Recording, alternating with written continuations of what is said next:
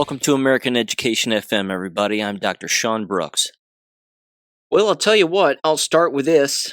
The selective outrage is ridiculous, and it continues to trap a number of different people because they're incapable of thinking and they emotionally react, and it's rather pathetic. Even Casey Putsch fell for this one, so did Tucker Carlson and countless other people. They just don't understand the bigger picture here. They don't get it.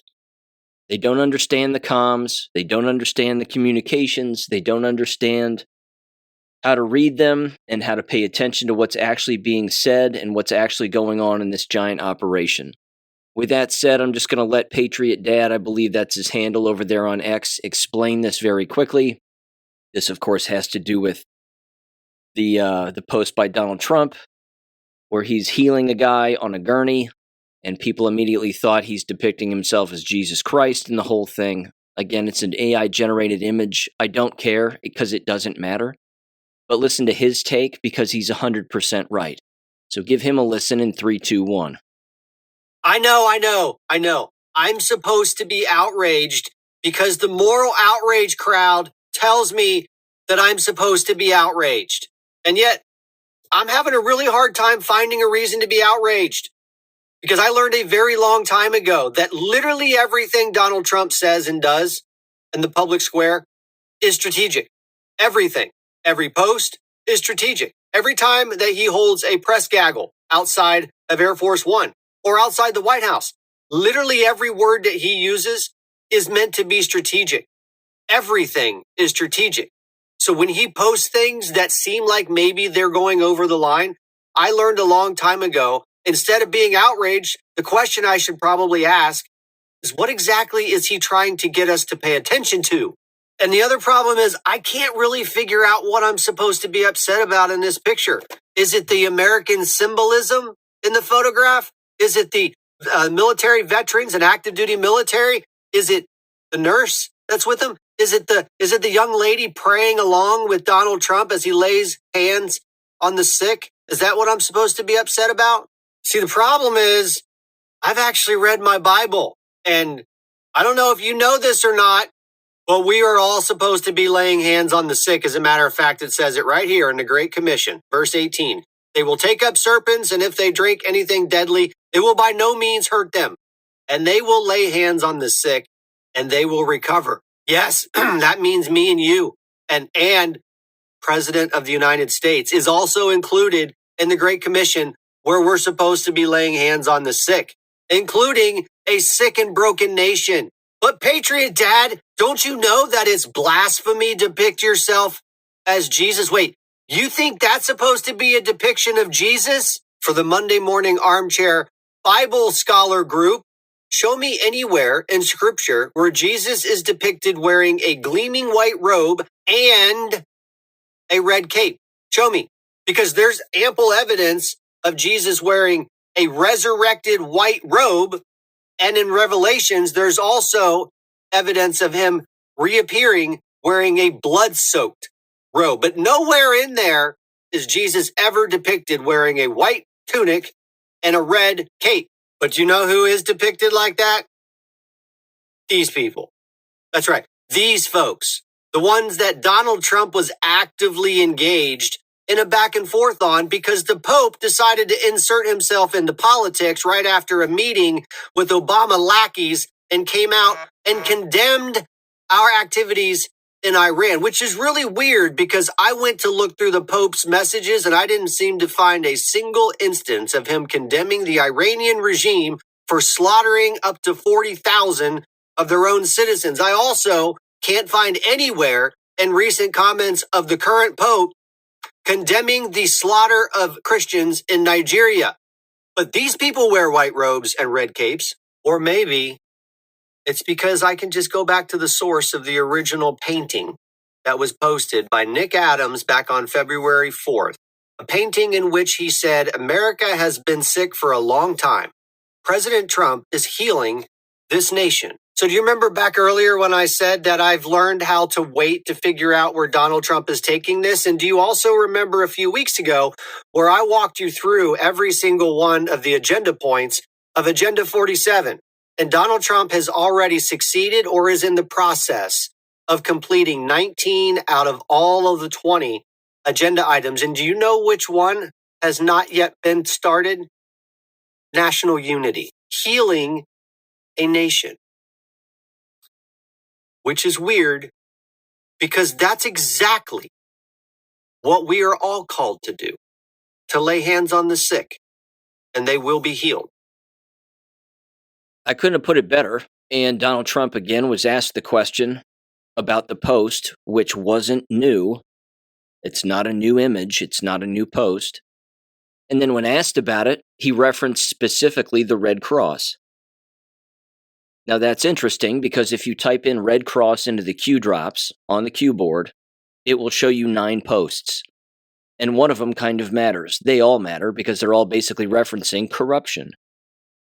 Post 252 on December 4th of 2017 says, Red Cross is corrupt and used as a piggy bank.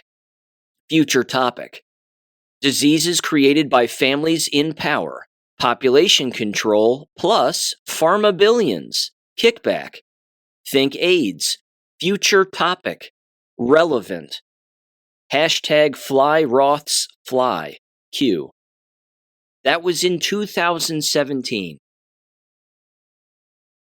Now, we read that in 2017. I read that post actually in 2018 for the first time because I had to go back and read the original posts. But when you read that, you immediately go, oh my God, okay, they're manufacturing copious amounts of illness, moving money around, and faking outrage in the media. Now, what happened 3 years later? The COVID lie.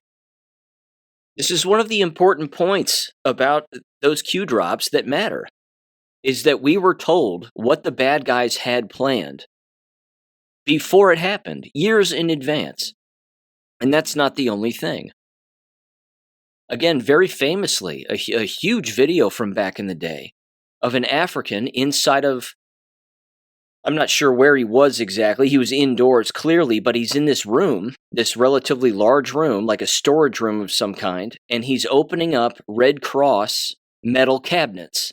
They look like ammo boxes, giant ammo boxes that would hold individual ammo boxes. But he's opening up these huge metal crates, and inside it is all cash. It's just money, stacked to the brim, and every single one of those containers was marked Red Cross. The Red Cross traffics children. The Red Cross was in Haiti. That's not a big leap to make.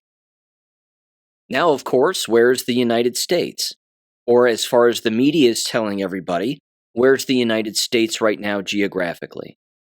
In Iran.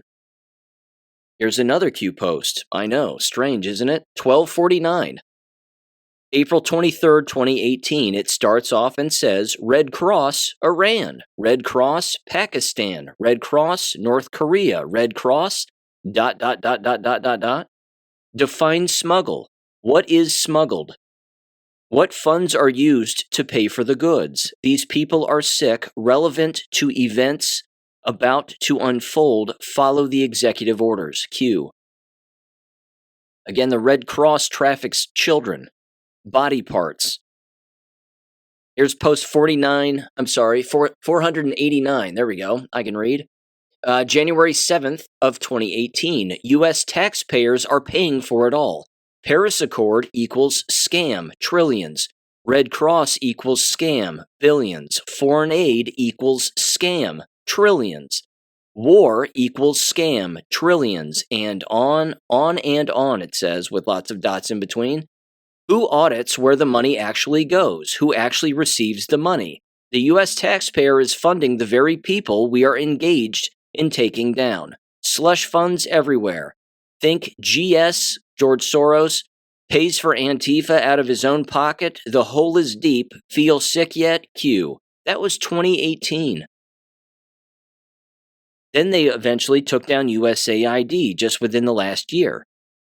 And who were all the people screaming about not taking down USAID? Again, if Donald Trump says that we support the Red Cross, he's lying. He's lying. He's deceiving people on purpose. It's total misdirection. He's just saying it. He knows it's not true. The Red Cross is evil, and so is the Pope. This takes me again back to the whole Vatican Catholicism nonsense. The Pope wasn't even verbally active on X or anywhere else when it came to all of the Christian slaughter that was taking place in Africa. This is where the selective outrage and the hypocrisy and just the emotion, which again shuts down the logical part of the brain, ended up even trapping Carrie Prejean Bowler, the, again, female who was, the former Miss California, Miss USA, whatever the hell she was. And again, I'm not saying she's a bad person. She just got emotional and was like, I can't believe that you would make fun of the Pope. I can't believe that you would criticize the Pope with another truth post. The Pope is dirty because they're all dirty. That's the point. If anybody's bending a knee to a Pope, you've missed the mark totally. The Vatican is satanic. The popes are selected because it's a secret society. It's filled to the brim with pedophilia. But if you say, well, I'm a Catholic, therefore I support the Pope, then you're blind, and you don't know what's going on in the world. The imagery alone at the Vatican is beyond satanic. Snakes everywhere, serpents, demons, all of it. It's disgusting. That's the real blasphemy. It's not an AI-generated meme made by somebody else many months ago. That's just not the problem. The problem is way, way bigger. I want to end with this one Q post, and this is basically the latter half of this particular Q post, but it's post 725 on February 11th of 2018. Again, it basically starts, the vast majority of the post deals with war. And again, who starts these wars and why are these wars started, specifically North Korea, again, putting in clowns in order to control particular countries. It's still relevant to what's going on in Iran and what went on in Iran. But the very end of the post says the following, which again I think is relevant for a great deal of people right now. It says, quote, those who cannot understand that we cannot simply start arresting without first ensuring the safety and well-being of the population, shifting the narrative, removing those in D.C. through resignation to ensure success, defeating ISIS MS-13 to prevent fail-safes, freezing assets to remove network-to-network abilities, kill off, chain of command, COC, to prevent top-down comms/organization, etc., should not be participating in discussions. Q, unquote.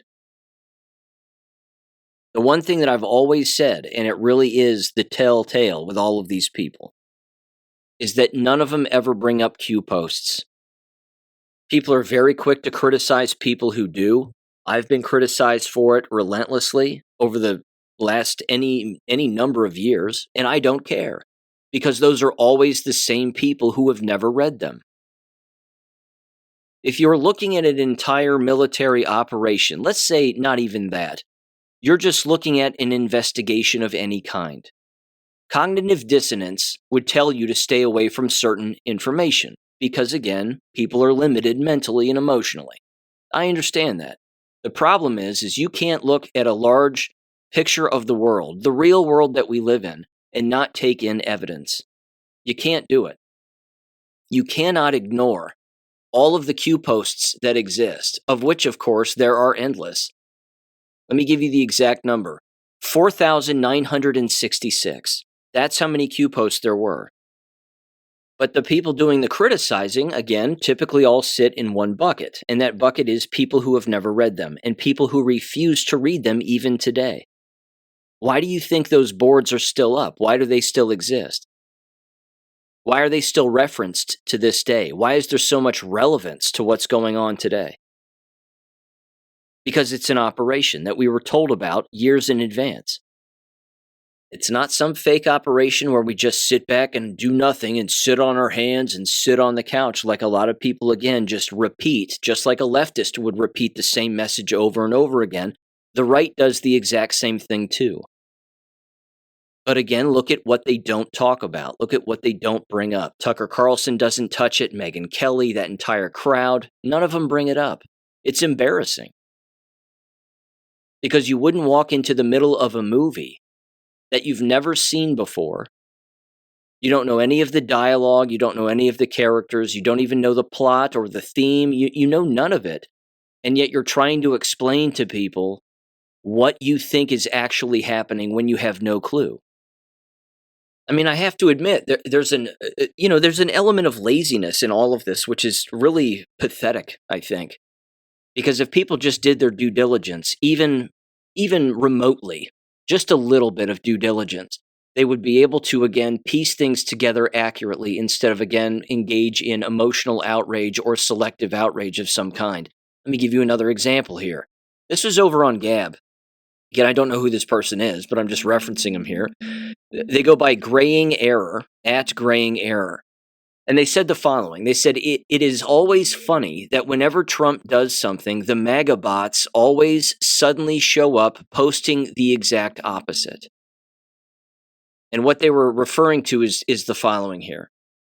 They specifically posted a headline that says, Trump administration agrees to return pride flag to Stonewall National Monument in New York. It was dated April 13th of 2026.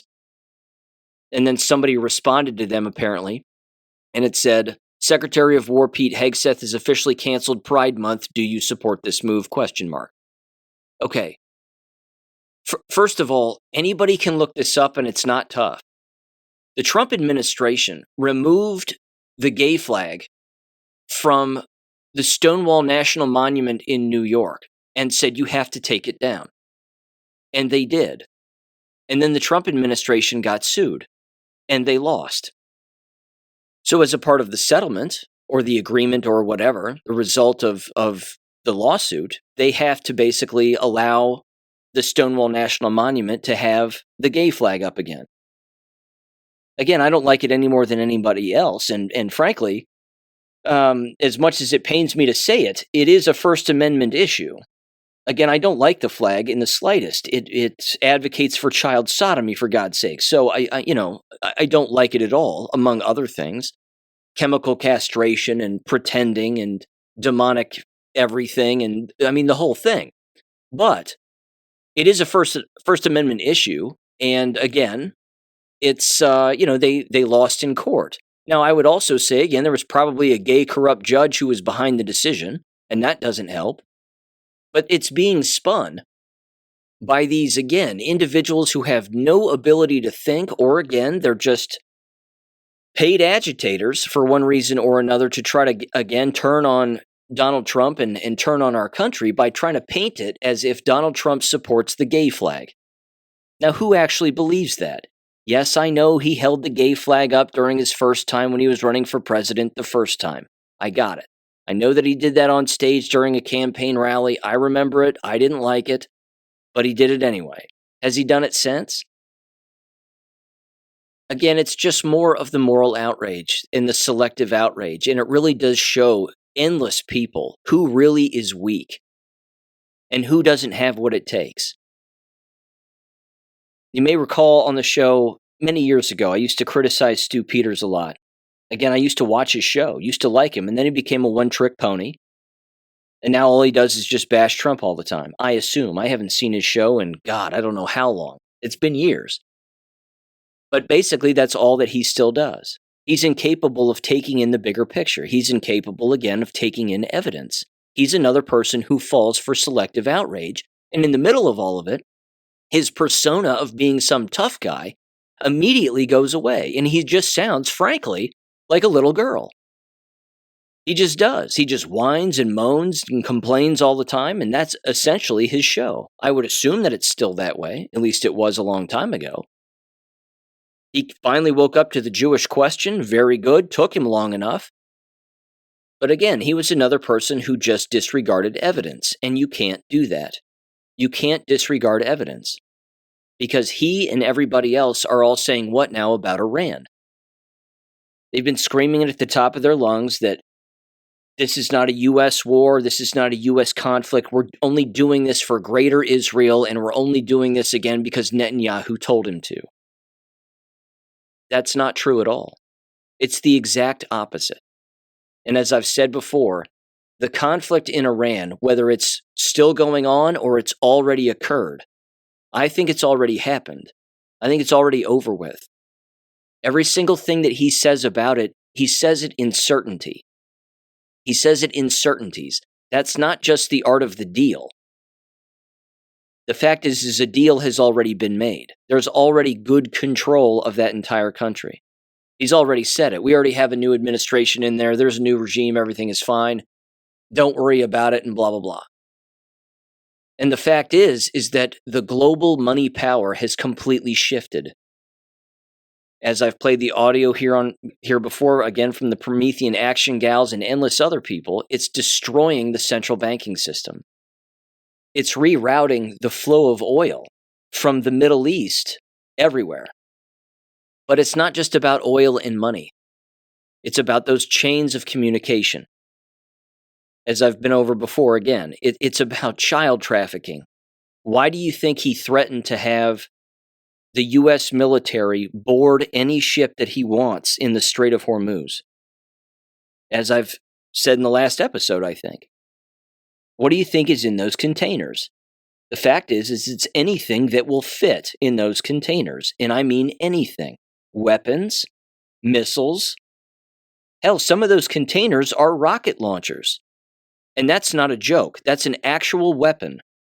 It's framed as, and again, the entire rocket launcher itself is one of those cargo containers. And the top just pops up with rockets that shoot out of it. Why would we not have military intervention over there?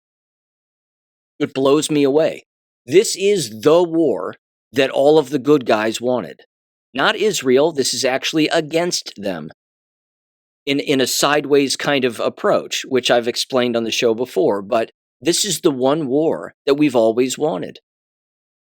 Taking down underground forms of communication, backdoor deals, child trafficking, and endless other forms of illegality. People should be pleased with this right now. Here's Susan Kokinda, by the way. Let me play her. I believe this was very recent. It's only about 6 minutes long, but again, she lays a lot of this out yet again. Give her a quick listen here in 3, 2, 1. The U.S. military will start enforcing embargo. They report that the blockade is happening against the little-discussed backdrop of Dubai targeting Iranian money changers. Dubai was the washing machine where oil proceeds went in and clean dollars came out. UAE authorities arrested dozens of IRGC-linked money changers, shut down their companies, and closed their offices. The Gulf states just shut the machine off. But that's not all. 2 days before Epic Fury launched, Treasury Secretary Besant deployed Section 311 of the Patriot Act against Ember Merchant Bank in Zurich, which has laundered over $100 million of IRGC money. Ember is now being liquidated, and Secretary Besant's statement wasn't just addressed to Iran. Banks should be on notice that the U.S. Treasury will aggressively protect the integrity of the U.S. financial system using the full force of our authorities. Now, Section 311 is the nuclear option of financial warfare. Besant used it 2 days before the war began. That is not a coincidence. And here are a few other publicly named institutions that could be next, and they're headquartered in London. 2 London-registered crypto exchanges processed roughly $1 billion for the IRGC since 2023. And Santander UK ran Iranian petrochemical front companies right near Buckingham Palace. So the City of London's books are open, and Besant has shown he knows how to read them. Iran's money is being cut off from the Gulf to London to Zurich. Its neighbors have now chosen sides, and the choke point is named and claimed. So what does Britain have left?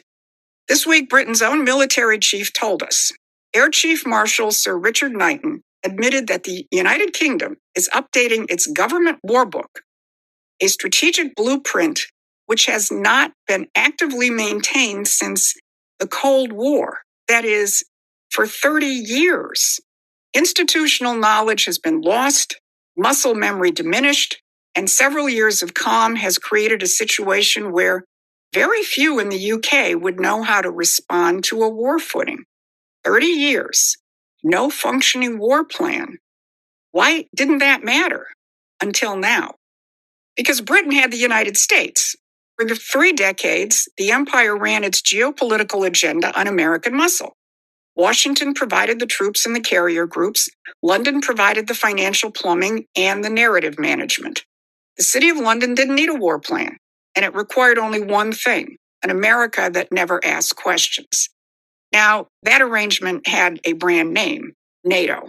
Britain has been the key architect of NATO's political direction since its founding, shaping its missions and its mandate and pointing American power where the empire needed it, like Iraq, Libya, Syria, Afghanistan.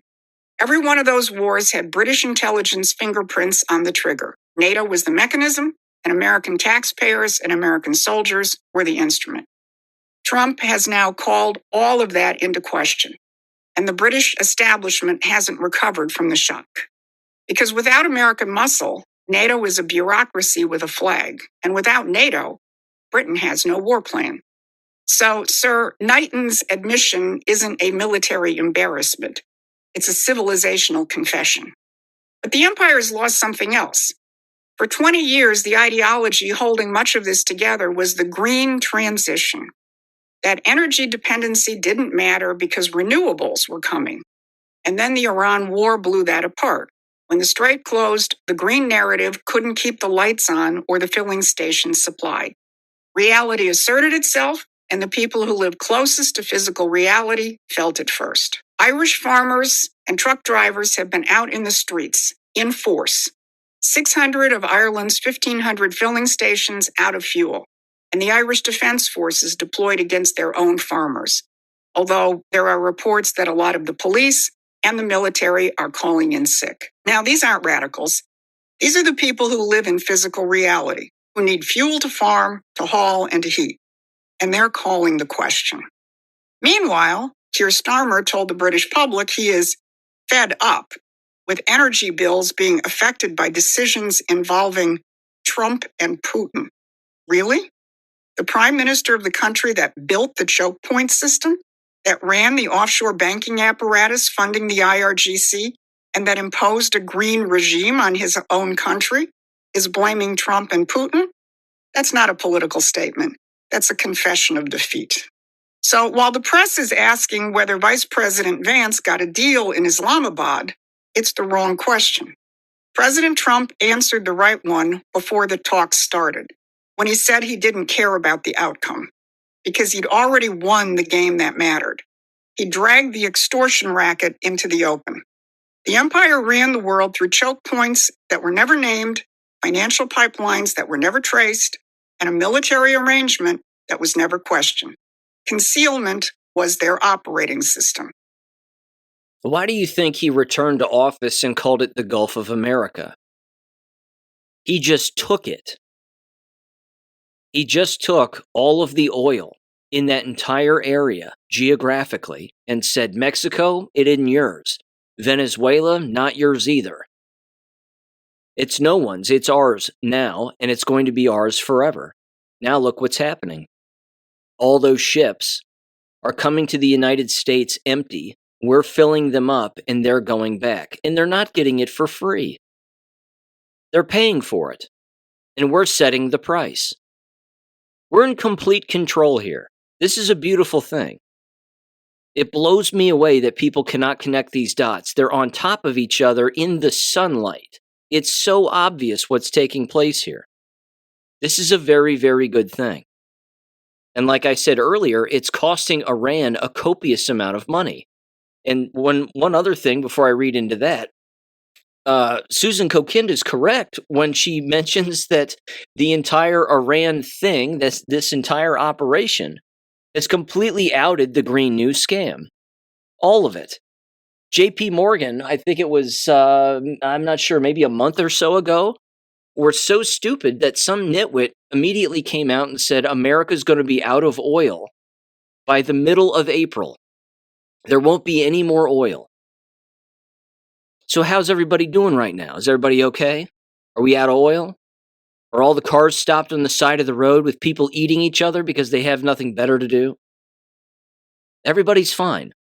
Everybody's okay. Plenty of oil. There's no lines at gas stations. There's no empty pumps. Everybody's just fine. Again, gas was high during the entire Biden administration, but people have amnesia, and they forget that. If Donald Trump says that oil prices are going to come down and be the lowest that they've been certainly in a very long time, he's not lying. That will happen. Unfortunately, the media doesn't like hearing that, and they're consistently fighting him even to this day, certainly to a great extent. Now, I want to read this post. This is from a Miad Maleki. That's his real name. Over on X, again, this has to do with finances, has to do with money, and the amount of money, again, that Iran is losing as a result of all of this.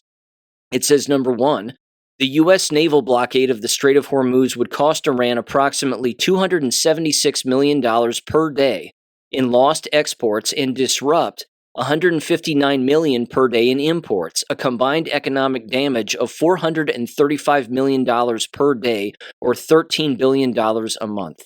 Now imagine if we were the ones taking that money. That's my little sidebar, but imagine that now.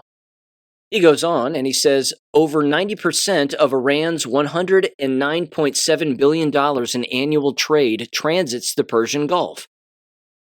Oil and gas accounts for 80% of government export earnings and 23.7% of GDP. Kharg Island alone generates $53 billion per year, or as I noted, to at time, $78 billion a year in energy revenue.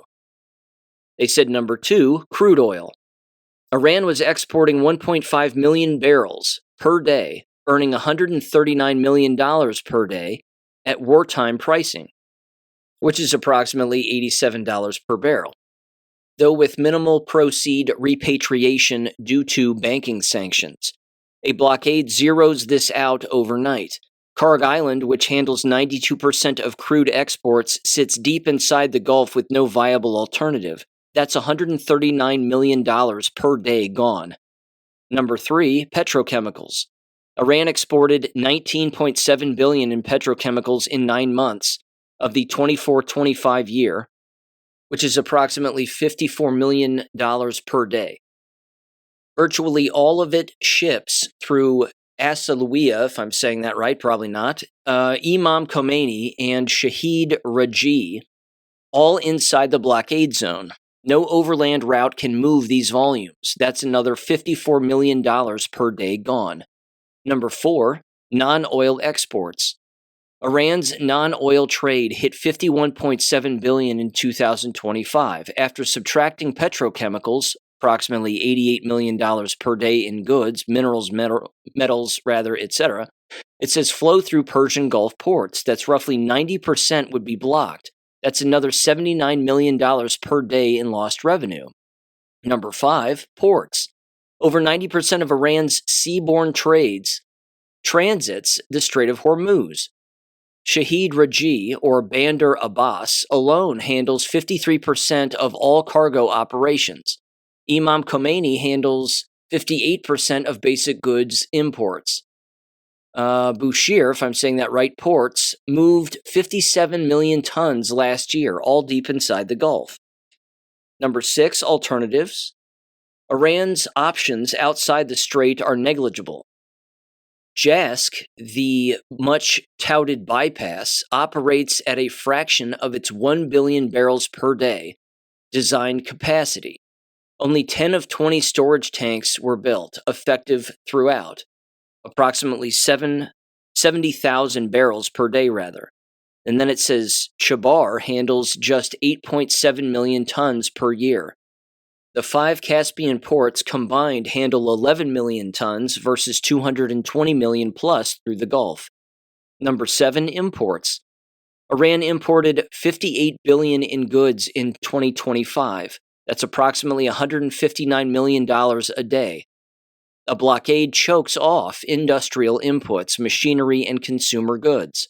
Food inflation already hits 105% by February of 2026. Rice prices are up 7 times. This gets dramatically worse under blockade. Blockade will hopefully allow offloading of the humanitarian cargoes. Number 8, extremely important topic is the storage clock. Iran has 50 to 55 million barrels of total offshore oil storage, roughly 60% full. Spare capacity, approximately 20 million barrels, with 1.5 million barrels per day of surplus production that normally exports. Storage fills in approximately 13 days. After that, Iran must shut in wells. It says, why is this very important? When mature oil wells shut down, bottom water rushes in, a process called water coning. Oil droplets get permanently trapped in rock pores. This oil can never be recovered. Iran's fields already decline 5 to 8% annually. Forced shut-ins could permanently destroy 300,000 to 500,000 barrels per day of production capacity, which is $9 to $15 billion per year in revenue gone forever. And then number 9, currency collapse accelerant. The rial has already cratered from 42,000 to 1.5 million per dollar. Banks are limiting withdrawals to $18 to $30 per day. Overall inflation is 47.5%. A blockade eliminating all Fortex earnings pushes the rial into terminal hyperinflation. The regime issued its largest ever banknote, 10 million rials, worth about $7. And finally, number 10, the bottom line. A naval blockade imposes $435 million per day in combined economic damage. Storage fills in 13 days, forcing well shut-ins that cause permanent reservoir damage. The rial enters terminal collapse. Iran's alternatives outside the strait can replace less than 10% of Gulf throughput. It says the blockade makes continued resistance economically impossible, unquote. We're in complete control of what goes on over there. That's exactly why the UK is staying out of it, because the UK was involved. They were involved in all the backdoor deals. They were involved in all of the trade and the allowance of all of that oil to move around at not the normal price. So was China to some extent, and other countries in that area as well. But that's not the case now. Again, I'm going to leave it there for now on Iran, but we are in control of what's going on over there.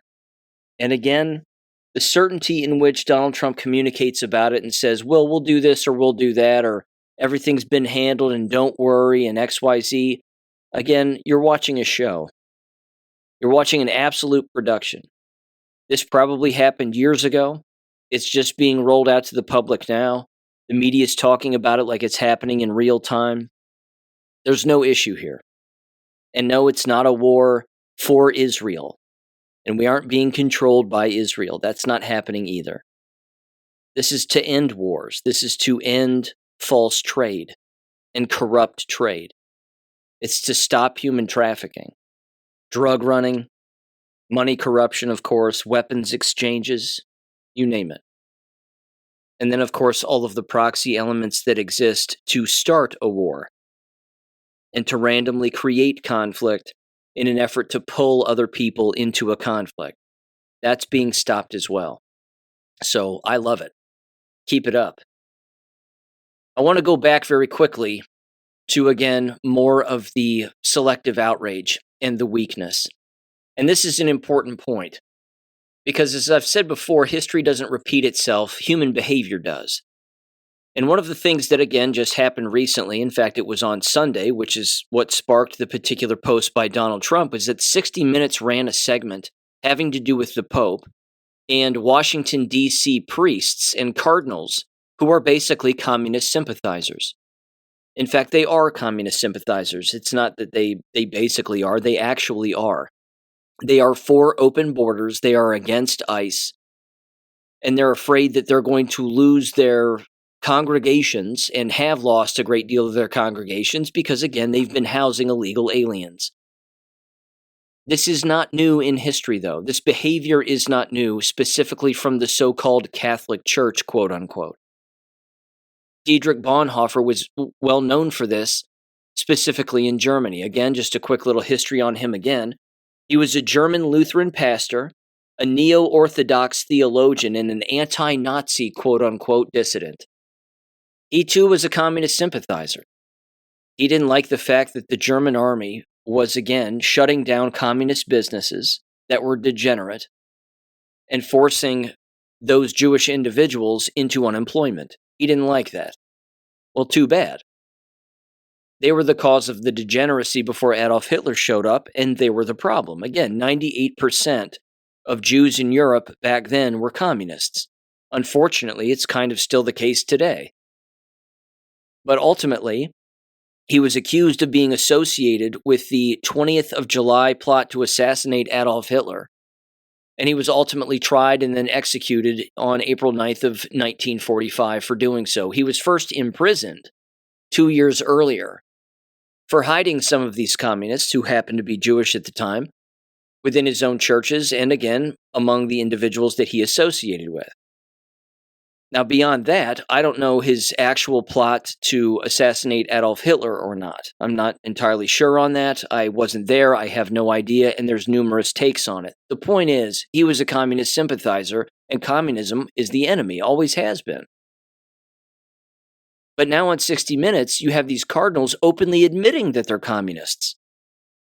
But if you listen to a Carrie Prejean Bowler, she would say, well, they're Catholics. These are not Catholics. Again, where in Catholicism does it say, open all your borders, let everybody in, regardless of the illegality, and oh, by the way, don't follow any of your own nation's laws? And if you take in individuals who are illegal, well, we're not doing anything wrong, so you can't hold us accountable.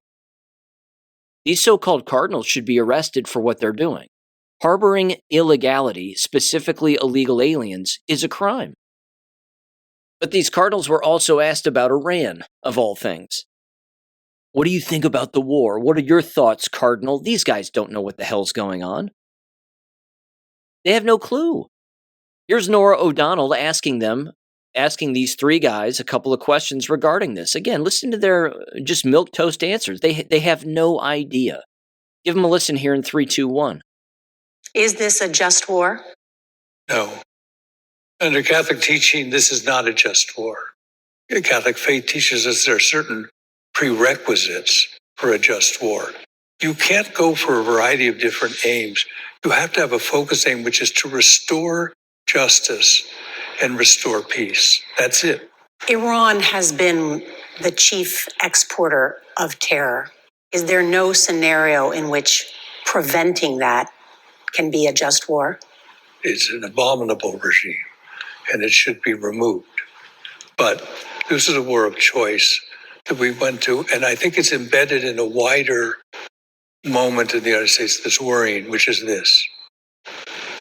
We're seeing before us the possibility of war after war after war. President Trump has argued that military action against Iran was justified in order to destroy its nuclear and ballistic missile programs, among other reasons. Cardinal Cupich not only takes issue with the war, but also what he calls the gamification of how the White House has portrayed it on social media. Flawless victory. We're dehumanizing the victims of war by turning the suffering of people and the killing of children and our own soldiers into entertainment. You called it sickening. It is sickening to splice together movie cuts with actual bombing and targeting of people for the purposes of entertainment is sickening. This is not who we are. We're better than this. What these old-timers don't understand is he's destroying the deep state. So yeah, he can entertain it all he wants and make it entertaining as much as he wants as far as I'm concerned. He's destroying the deep state. He's destroying the bad guys and the communists. This is a good thing. Here's their take on immigration and ICE. Again, these three idiots have lost their minds. How many kids have these three touched? They're absolutely disgusting. What was one of the old quotes from the Crusades? Kill them all and let God sort them out. These kinds of people just, I'm sorry, they disgust me. And when people are like, I'm a Catholic, we should trust all Catholicism and all these priests and blah, blah, blah. You've lost the plot. These people are crazy. and they're communist sympathizers. We spoke with the Cardinals in the nation's capital. It was a wide-ranging conversation in which they told us Pope Leo inspired them to weigh in on political issues, including the administration's mass deportation efforts. This past January, Cardinal Tobin called Immigration and Customs Enforcement, or ICE, a lawless organization.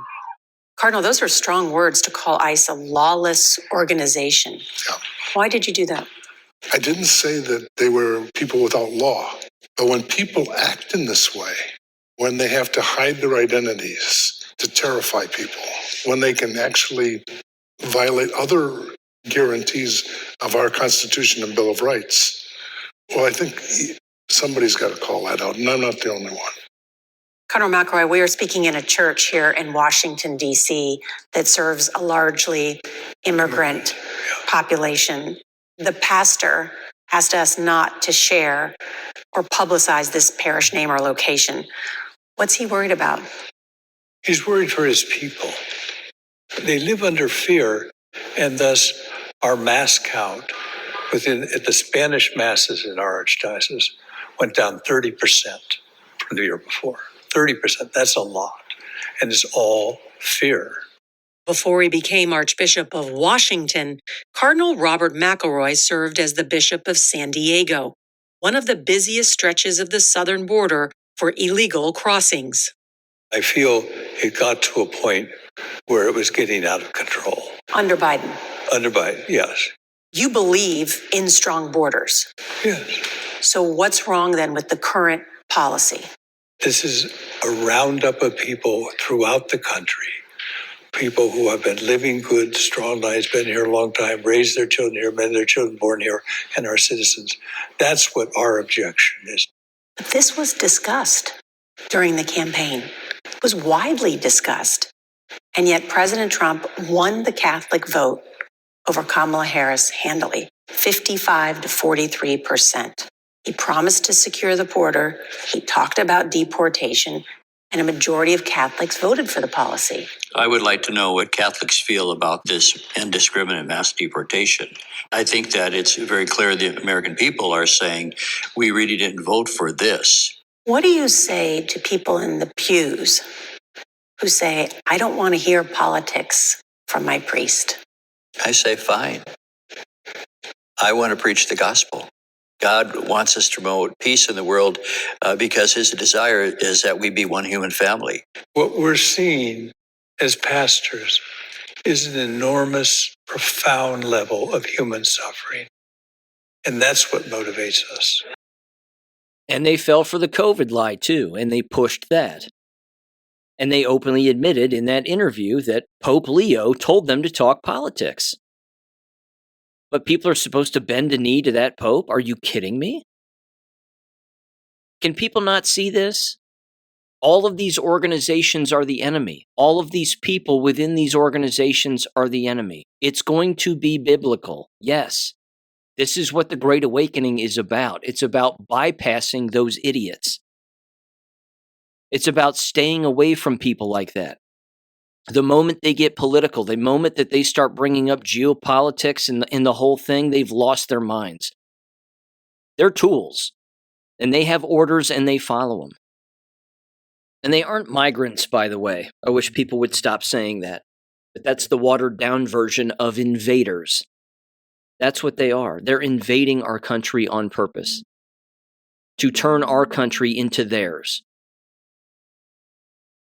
These cardinals, so to speak, are the Dietrich Bonhoeffers of the current day. That's the point that I'm trying to make. These people have never gone away. This behavior has never gone away. It existed all the way back in the 30s and 40s, and it exists now. I want to wrap up this portion very quickly here with an article from The Last Refuge just the other day on April 13th.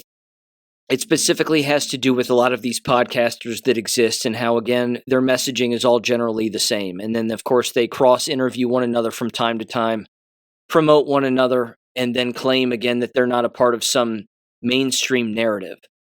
They're different from Fox News in that they ask a few more questions and they have on different guests than a Fox News, but they're generally owned by the same kinds of people. So when they say they're not owned or they're not funded, that's ridiculous. Because to have that big of a venue that they have and that big of a voice and all of the people that they hire and the production and all of it, they can't do it as a singular person. I mean, if my operation here, which I wouldn't even call an operation, I'm a guy talking into a microphone on a laptop computer. In order for my show to be huge, okay, which I'm not interested in, but if it were to be as big as theirs, I would have to sign a contract. I would have to get money, and then someone would be hired for me to basically push out my messaging on every kind of platform, and then it would have to be allowed on all of those platforms. Anytime a person like these people, the Bill O'Reillys, the Megyn Kellys, all of them, I don't even think anybody listens to Bill O'Reilly anymore, for God's sakes. Everything that he's written is a lie. But anyway, with that aside, in order to be in all of the spaces that they are in, again, you have to sign a contract and you have to get paid. They want you to sound like it's organic and like they're the ones that do all the heavy lifting. That's not true. That's not the way that it works. But here's what the article said. Again, it's brief. It said, against the backdrop of President Trump calling attention to the narcissism podcast universe, several people have made inquiry about relationships, motives, financial structures, etc. For those unaware, the traditional media framework of billionaire and corporate opinion information shaping modified itself for a new digital era. However, the motives that underpin the original control mechanisms remain the same, only the venues are different. As an example, most reasonably, intelligent people caught on to the manipulative political content pushed by Rupert Murdoch, his family of control agents, and the Fox Corporation media empire. However, most people are unaware that Fox Corporation controls the information space of well-known current and former Fox News employees and contract agents that shifted to the podcast venues. Fox Media purchased Red Seat Ventures and expanded the narrative control operation through podcasting. As a consequence, Tucker Carlson, Megyn Kelly, Piers Morgan, Bill O'Reilly, and many more still work for the Fox Corporation, just in different venues. When Tucker Carlson is interviewing Megyn Kelly during a podcast, or when Piers Morgan is interviewing Bill O'Reilly during a podcast, it's no different than Megyn Kelly interviewing Piers Morgan on Fox News television. The platform changed, but the relationships and, more importantly, the information content itself is the same. The same control mechanisms apply. It is just a different distribution channel. Instead of watching Fox News, you're essentially watching Fox News podcasting division via Red Seat Ventures. Red Seat Ventures, a Fox Corporation subsidiary, controls the advertising, distribution, and financial payments to the same cast of characters that appeared on Fox News broadcast. The same leverage and pressure points apply, albeit with a plausible deniability in order to push a false claim of independence in order to manufacture the optics of credibility. You can explore Red Seat Ventures here, I have a link, and see exactly how this internecine system is connected. When you hear people say, quote, I no longer watch Fox News, unquote, yet they still watch Megyn Kelly, Tucker Carlson, Piers Morgan, Dana Loesch, Bill O'Reilly, Greg Gutfeld, Jesse Kelly, etc., you might take note those people probably don't realize that they're just watching a different version of the Fox Corporation. This is why none of the former pundits, now part of Red Seat, will say anything rather critical of Fox Corporation. They are still beholden to the control masters. Many people are unaware of this reality in the background. There is also the Red Apple Podcast Network, another corporate conglomerate of well-known pundits like Larry Kudlow, Roger Stone, Greg Kelly, Sean Spicer, and many more. Again, these are not independent per se. They are part of a corporate commercial system with terms and conditions that apply to the employees, the podcasters. Then you have Westwood One, aka Cumulus, another corporate media conglomerate which includes popular names like Benny Johnson, Mark Levin, and Dan Bongino. Again, these are not independent voices per se. They are contract agents with financial relationships to the mothership, the corporation. Again, terms and conditions apply. What you will take notice in all of these enshrinements is a system of podcast tribalism now captured within the corporate dynamic. When a podcaster is interviewing a podcaster for podcast content, you are essentially watching a circle of narcissists discussing each other. The watcher or listener is not receiving information. They are participating in the distribution of specific financially aligned narratives, albeit with an independent flair, quote unquote. If your participation in the podcast sphere is akin to watching WWE wrestling, then you have the appropriate filter for the performances within each broadcast. However, if you participate from the perspective of information gathering, raw, researchable, or cited information to expand objective knowledge, you might end up in a crazy matrix where you are led to believe that aliens are living down the street, black helicopters are following your every move, Melania is about to divorce Donald, the FBI is an honorable institution, or even that Reverend Franklin Graham is busy building a billionaire doomsday bunker in Alaska.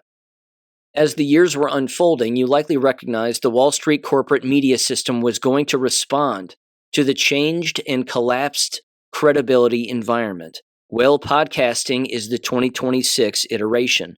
Artificial intelligence is going to replace all of these voices eventually as government systems learn and adapt to the private sector information space.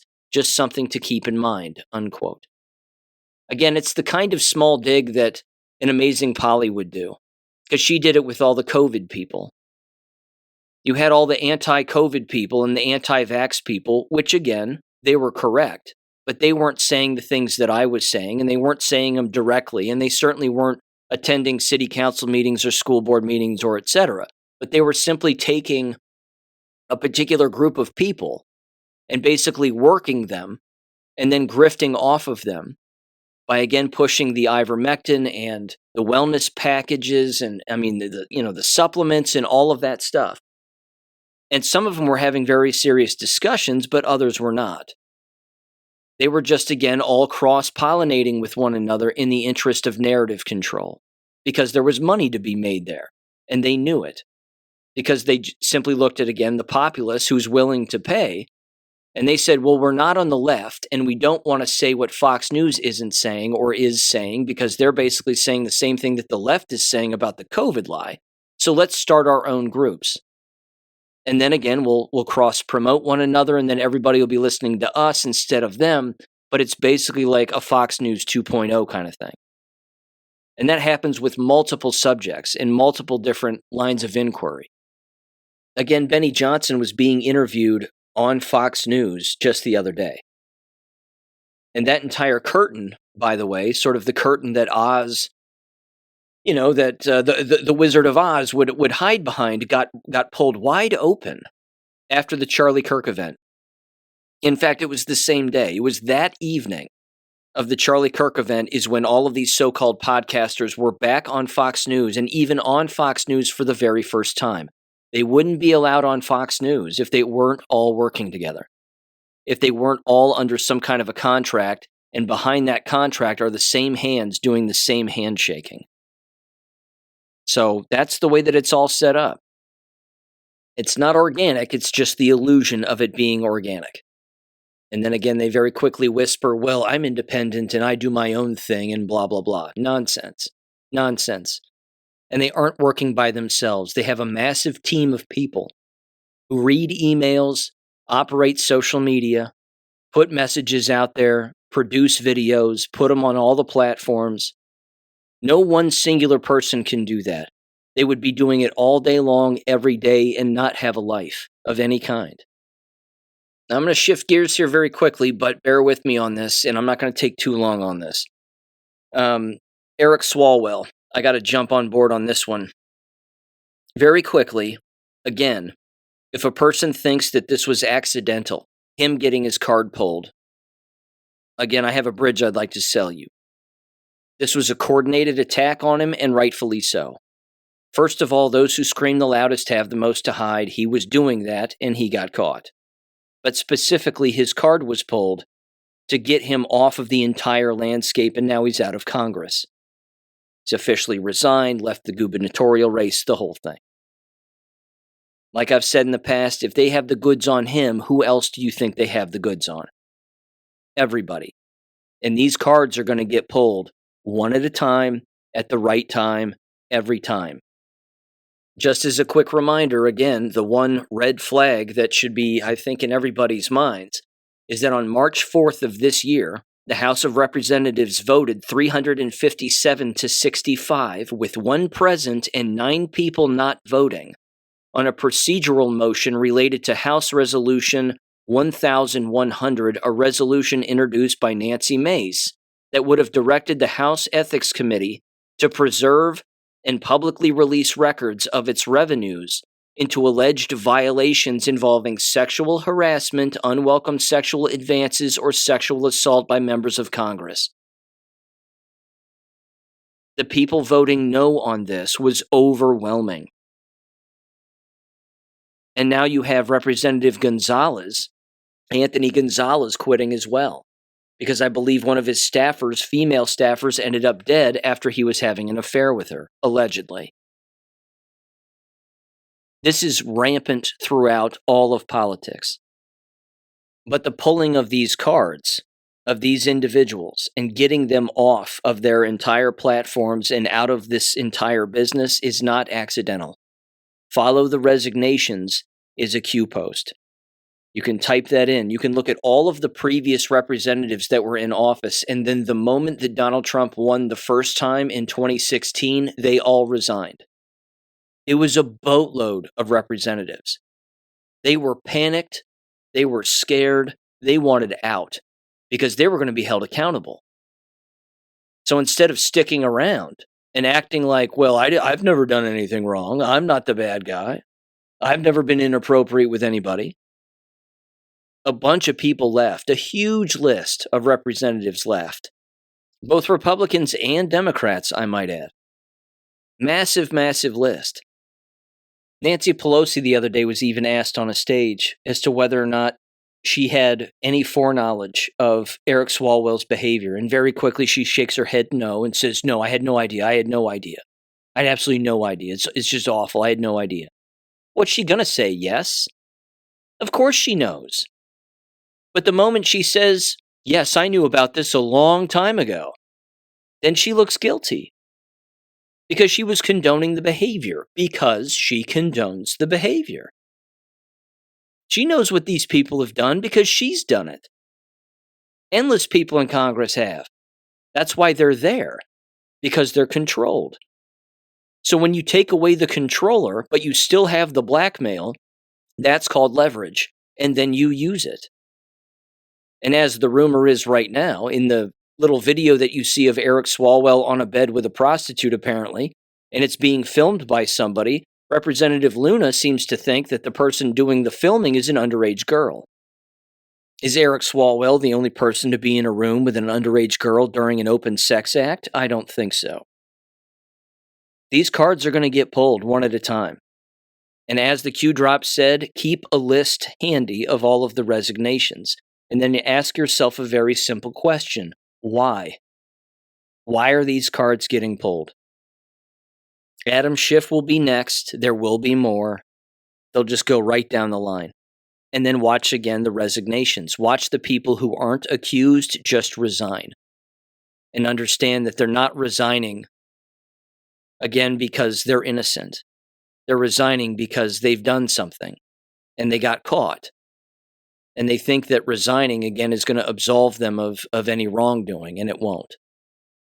I love it, and it's just going to keep happening. So, yeah, enjoy the show indeed. Okay, 2 more things real quick here. First of all, I have to applaud a fellow Ohioan. I played this audio in the last war video on Monday night, but I'm going to play it again. This is Will Hollingsworth of Ravenna, Ohio, and he gave a speech to their city council on April 10th about data centers. He's 100% right here. He's spot on.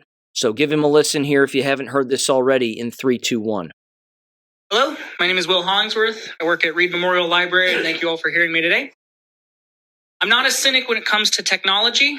My love for it started when my uncle first sat me down at a beige Windows 95 computer and began teaching me HTML. I will never forget the first thing I Googled. It was an image search for pigs flying. I wanted to see if the internet could make the impossible real. This love of the digital shaped my career as I went on to become a programmer and a professional content creator. For the last decade and a half, I have been in service of learning burgeoning technology. In my last job, I was the digital artist they trusted to do that kind of work. I was the one feeding Midjourney prompts to create the perfect commercial. training the very machine that would eventually replace me, as 3 months later, they would lay me off. I didn't just watch it happen, I was holding the tools when the tools were turned on me. I want to stress I don't stand here as an enemy of progress. The thing is, when I look at the data center proposal, I don't see progress. I see a gamble where the big tech companies get the gold while Portage County foots the bill. Now, I know there are good faith arguments for this project. There are people in our community, informed, honest people, who will tell you that the modern data centers use what's called a closed loop system. They say the water is filled once and recycled forever. In a laboratory, that might be true, but we aren't living in a laboratory. We're living in Ohio. I can tell you that as the chips get smaller and AI demands get larger, the heat these machines generate is outstripping the closed loop theory. To keep the servers from melting, a data center has to bleed the lines to remove toxic sludge, aka forever chemicals, and bleeding water needs to be evaporated. It does not stay in the loop. It evaporates into the sky by millions of gallons. The very place that laid me off was an organic mattress company. And while working for them, I actually learned a lot about forever chemicals. I got to see how the sausage gets made. I saw the inside of those so-called regulations. I saw how rigorous studies are often self-funded, a pay-to-play model where if you've got the cash, they'll give you the certificate. If a $1 trillion company is funding the study that says their forever chemical runoff won't hit our water table, they aren't giving us the science, they're giving us a sales pitch. We're told that we have to accept this because we need big employers. We're told that if we don't say yes, we're driving away the future. But that's a false choice. A big employer who uses the water of 50,000 people, which by the way is a combination of both Kent and Ravenna, only hires about 10 people is not an employer. They are an extraction. We are being asked to fund a 21st century luxury with a 19th century resource heist. We are being asked to sacrifice the lifeblood of our city so a $1 trillion company can save a fraction of a cent on its margins. We are being asked to drain our reservoirs so a chatbot can write a poem or so our sheriff can generate a picture of himself standing next to Bigfoot. Which, by the way, of course, he made himself look taller. They want us to trust a $1 trillion industry that tells us with a straight face that they can suck 5 million gallons of water out of our ground a day, use it as a liquid heat sink, and return it to our rivers without a single consequence. They are asking for a measured approach while they hide their actual usage behind secret contracts and NDAs. Ohioans have seen this trick played before. We know what happens when massive utility interests and black box energy deals gets fast-tracked behind closed doors. We're still paying the bill, literally, for the first energy scandal. We were told these bailouts were essential and measured too, and it turned out to be the largest racketeering plot in the history of our state. So when a $1 trillion company asks for our water, our electricity, and our silence, we shouldn't just be asking for the facts. We should be asking who's really getting the kickback and why is it our reservoir that's on the line? There is a reason the Ohio House just voted 88-0 to pause and study this industry. It wasn't an act of cynicism, it was an act of stewardship. They realize we cannot let these ghost towns move in then before we understand the damage they do to our grid and our water table. We are the county seat. We are the stewards of the Great Lakes Basin. Let Ravenna be the city that had the wisdom to say no to the bubble and yes to the basin. I am not a cynic when it comes to technology. I am a believer in community. I believe that a drop of clean water for a Ravenna child is worth more than 1 billion AI-generated images. Let us choose the child. Let us choose the community. Let us choose to keep our water where it belongs. Thank you.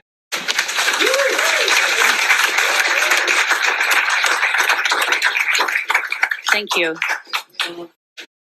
All right, who wants to follow that?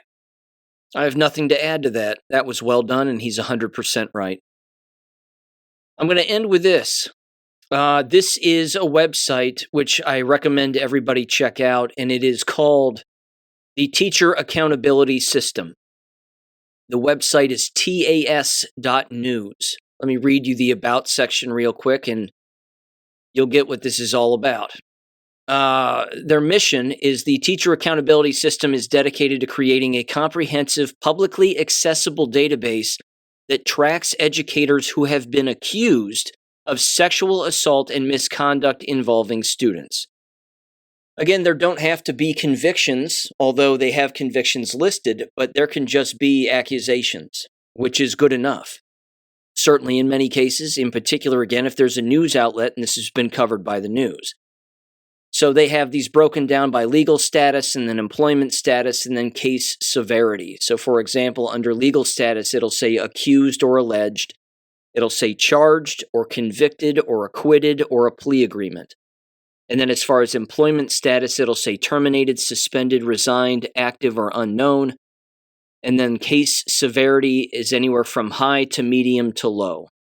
So low would be policy violations, rather, inappropriate communication. Medium is inappropriate contact or grooming. And then high is sexual assault, severe misconduct. As one might imagine, I have submitted some names of individuals along with news outlets talking about these individuals. But yes, now there's a database where, again, you can check this out. And it's, of course, nationwide, and it even includes Canada. It also includes university professors and university employees as well.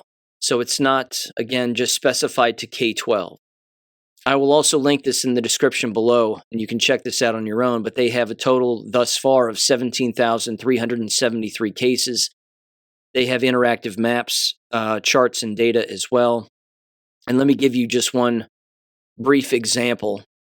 You can sort the list, too, as you might expect, by the date that it was reported or even the person's name alphabetically or whatever you'd like. But on the far right side, they have a little tab that you can click on that says details, and then sometimes they have a picture of the person, sometimes they don't, but they run through the exact accusation. This one is from Little Rock, Arkansas, black female, Kendall Davenport. They don't have her age or anything, at least it doesn't appear that that's the case. Classroom teacher. And it says the allegation on March 10th of 2026 is that the district received a report regarding alleged quote-unquote inappropriate interactions involving Davenport and 2 students. It says a subsequent police report filed on March 11th specifically accused her of having an inappropriate relationship with a 19-year-old male student athlete.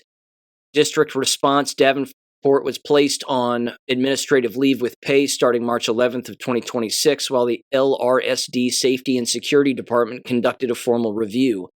This matter was also reported to the Child Maltreatment Hotline as required by law. Resolution: the district concluded its investigation and Davenport returned to the classroom on April 8th of this year, while the Little Rock Police Department noted that such reports are always investigated as of mid-April 2026, they had no further information to share regarding their separate probe. Student statement: the father of the student named in the police report stated by phone that, quote-unquote, nothing happened between his son and the teacher. Again, people are suspicious enough to even report this, which is good. If nothing happened, okay, fine. But at the very least, now there are eyes on this person and people can watch their behavior. Again, there's no way for me to know one way or another, but at least this individual, again, being accused of such a thing does matter, and the public does need to know, I think. That's kind of important.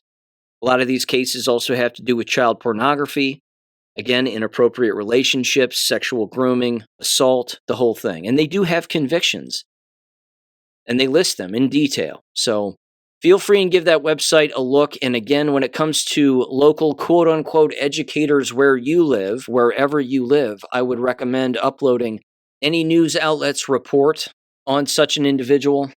And again, at the very least, it makes sure that they can't hide and that people maybe, again, look at them a little bit differently and keep a closer eye on them. So that's TAS.news is the website, the Teacher Accountability System.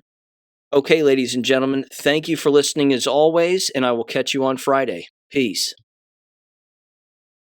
Thank you for listening to American Education FM. Make sure and check out AmericanEducationFM.com for more information. Take care and God bless.